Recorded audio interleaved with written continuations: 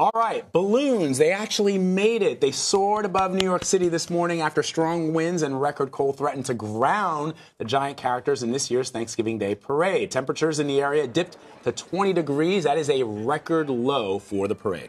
But that didn't stop thousands from braving this bone-chilling cold to see some old favorites like Charlie Brown. And there were also some newcomers. I didn't know this one, but Goku from the Dragon Ball Z cartoon. That's him. There he is.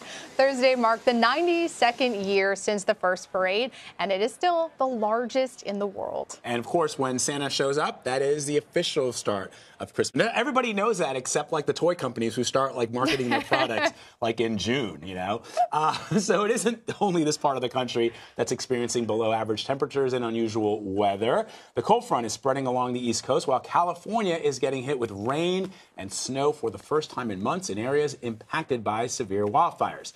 CBS News contributing meteorologist Jeff Berardelli is here now with the forecast. Good to see you, man. Happy Thanksgiving. Hey, happy Thanksgiving, guys. All right. So I feel bad for the folks that were at the parade, especially the performers, because they were wearing short-sleeve shirts. Cheerleaders out there. I mean, you know, it's I feel not like the easy. adrenaline, though, right? As somebody who stayed nice and toasty warm here in the studio. Exactly. It's easy I for feel you like to their say. adrenaline was standing in keeping front them of our warm. space heaters. But yeah, performing in that kind of cold, especially for the whole route, you might be able to do it for a time, but I'm sure towards the end, they're over it. They didn't show it, though. I have to tell you, they were brave. They did not show it. We were worried about the wind. We were worried that it was going to ground the balloons. We talked about that yesterday. Turns out it wasn't as bad as we thought. Right. So the wind usually subsides in the morning. I was hoping for that, but it was kind of a borderline situation. The wind increases as you go higher up, so that's what you have to worry about. It's not so much what's happening on the ground. It's what's happening 100, 200 feet up into the atmosphere.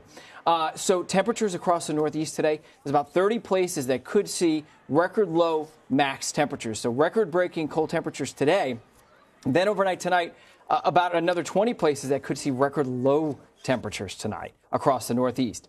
So this is cold. And listen to this. Catskills tonight, some folks will get down to 15 below zero. That's how cold it's going to be in the Catskills. The question is that cold enough to deter all the shoppers?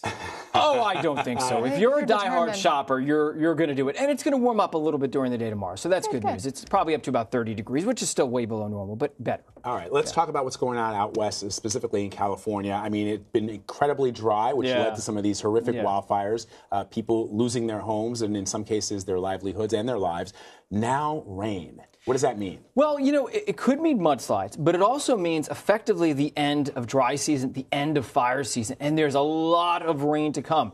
We have another surge that's happening later today and tonight, then a break over the weekend, probably at least 2 more surges next week. So just over the next 24 to 48 hours, we're going to see 2 to 4 inches across a lot of California, especially Central and North California. And then next week, another few inches of rain. In total, anywhere between 1 to 5 inches in Southern California, about 5 to 10 inches in Northern California. A lot of rain, and the mountains are going to see 4 to 6 feet of snow. So this is a tremendous amount of rain that's going to be moving in. What about the weather in the rest of the country? Where else are you watching besides these record temperatures on the East Coast and these historic fires on the West Coast? What else is going on? Yeah, so the good news is generally speaking, it's not going to be really, really busy over the next several days. There will be a couple of storms moving across from coast to coast. There's going to be some flight delays, so let's start with tomorrow.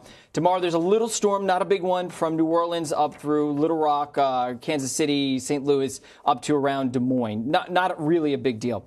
But that's going to move east, and so if you're traveling on Saturday anywhere in the eastern part of the country, Carolinas, eastern Great Lakes, Ohio Valley, Northeast here late in the day in New York City, big rainstorm, but not necessarily a snowstorm moving in.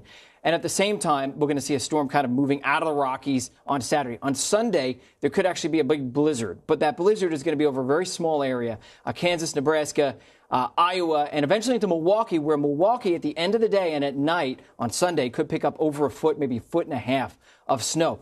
But most of it's just north of Chicago, and Chicago should be on the wet side of this. So, I think overall traveling conditions should be okay the next couple of days. All right, Jeff Berardelli, always good to see you. Happy Thanksgiving again to you and yours, man. Thank you so much. See you soon. Yeah.